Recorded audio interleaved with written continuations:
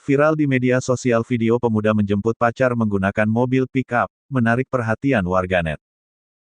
Kisah itu diunggah oleh pemilik akun TikTok @mayos, Minggu tanggal 20 Juni tahun 2021.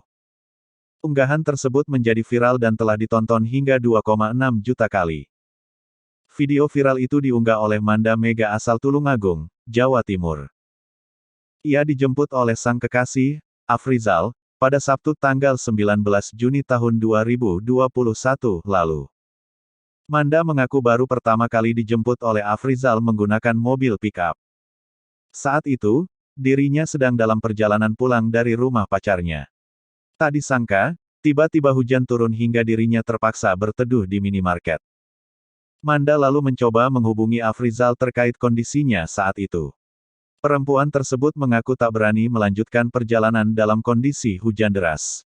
Manda tak menyangka, ternyata Afrizal datang menjemputnya. Selain itu, dirinya juga tak berpikir akan dijemput menggunakan mobil pick-up.